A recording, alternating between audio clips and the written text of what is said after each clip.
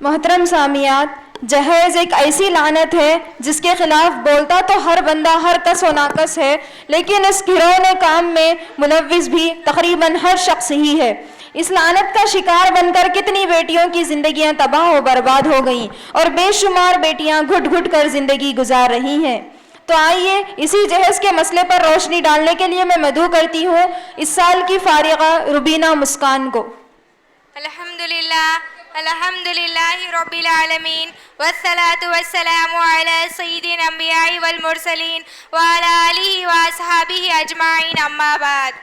محترم صدر جلسہ، مشفق اساتذہ اکرام اور میری دینی بہنوں، السلام علیکم ورحمۃ اللہ وبرکاتہ۔ آج کی اس پربہار محفل میں میری تقریر کا عنوان ہے جہیز امت مسلمہ کے لیے ایک لعنت ہے۔ میں امید کرتی ہوں کہ آپ سب لوگ بغور سماعت فرمائیں گے۔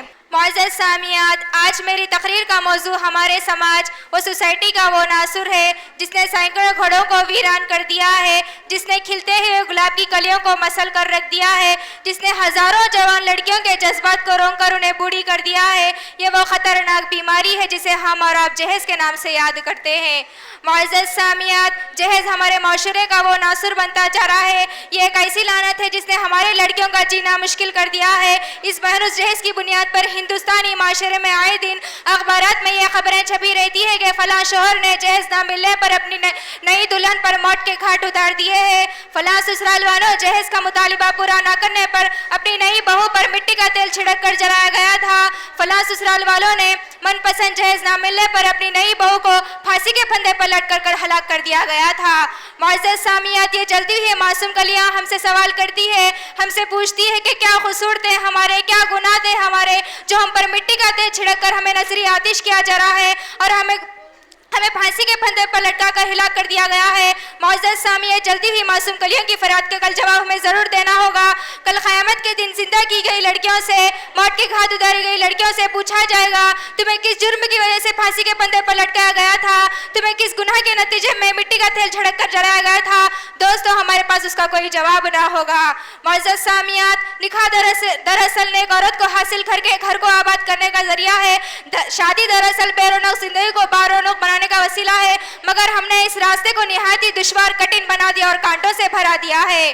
معزز سامعین، نکاحی سے دونوں خاندان ایک دوسرے کے معمون و محفوظ مددگار ہو جاتے ہیں۔ اللہ کے رسول نے خود ارشاد فرمایا کہ نکاح سے پیدا ہونے والی محبت کی طرح کوئی اور محبت نہیں دیکھی گئی، لیکن معاملہ آج کل اس کے برعکس ہے۔ ابھی لڑکی پیدا ہوتی ہے، لڑکی جوانی کے دل اس پر خندم بھی نہیں رکھتی، اس کے ماں باپ جہیز کی فکر میں ڈوب جاتے ہیں، ان کی راتوں کی نیند اڑ جاتی ہے، ان کے چین و آرام چھین جاتے ہیں۔ اب وہ یہ سوچنے لگتے ہیں کہ جہیز کا انتظام کہاں سے ہوگا، زمین بیچ کر یا سود پر قرضہ لے کر، گویا کہ وہ لڑکی کا نکاح نہیں کرا رہے بلکہ لڑکی کے لیے لڑکا خرید رہے ہیں، اس لیے منہ مانگی قیمت بہر صورت ادا کرنی ہوگی۔ عجیب ماجرا ہے حضرات دیکھیے، عجیب ماجرا ہے حضرات دیکھیے، داماد مانگتا ہے خیرات دیکھیے۔ معزز سامعات، شادی کے تمام اخراجات، تمام ذمہ داریاں اسلام نے مردوں پر رکھی ہے۔ دعوت ولیمہ اسے ادا کرنا ہے، نفقہ اسے ادا کرنا ہے، شادی کے تمام اخراجات اسے کرنا ہے، بیوی کا رہنے سہنے کا تمام انتظام اسے کرنا ہے۔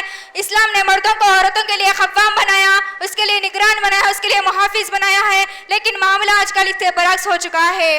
ابھی شادی بھی نہیں ہوتی، مطالبہ شروع ہو جاتے ہیں کہ ہمیں ماروتی چاہیے، ہمیں ہیرو ہونڈا چاہیے، ہمیں رنگین ٹی وی چاہیے، ہمیں فریج چاہیے، ہمیں کولر چاہیے۔ لڑکی کے ماں باپ پر، ان کی کمائی پر ہماری نظر جانے لگتی ہے کہ حالانکہ اللہ کے رسول نے خود ارشاد فرمایا کہ جو شخص حساب و نصاب، حسن و خوبصورتی دین کی وجہ سے نکاح کرتا ہے تو یاد رکھو جس شخص نے دین کو ترجیح دی، اس کی دینداری کی وجہ سے نکاح کیا تو ضرور کامیاب رہے گا۔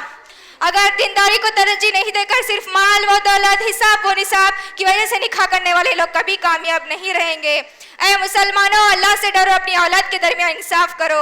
حضرت عائشہ رضی اللہ تعالیٰ عنہ کی شادی ہوئی، جہیز کا کوئی تذکرہ نہیں۔ حضرت صفیہ رضی اللہ تعالیٰ عنہ کی شادی ہوئی، جہیز کا کوئی تذکرہ نہیں۔ تمام صحابیات کی شادی میں بھی جہیز کا کوئی تذکرہ نہیں ہوا۔ معزز سامعین، اللہ کے رسول نے ارشاد فرمایا کہ کل قیامت کے دن ہر انسان سے 5 چیزوں کے بارے میں ضرور سوال ہوگا۔ ان میں سے ایک مال ہے کہ تمہیں اپنے مال کو حرام طریقے سے کمایا، حلال طریقے سے، اس لیے ہم اپنی شادیوں کو سنت رسول کے مطابق کرنی چاہیے اور خاص طور عورتوں کے معاملے میں کوتا ہی نہیں کرنی چاہیے، کیونکہ ہمارا معاشرہ اسلامی بنے، دونوں خاندان میاں بیوی کے درمیان زیادہ سے زیادہ الفت محبت پیدا ہو۔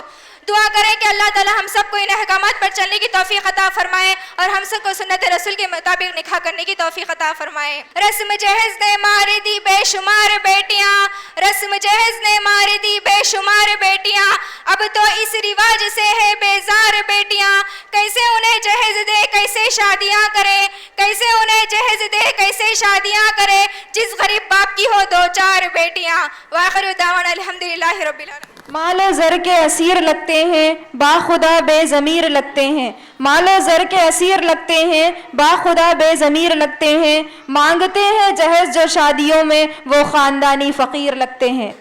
اللہ تبارک و تعالی ہماری اس جیسی لعنت سے حفاظت فرمائے۔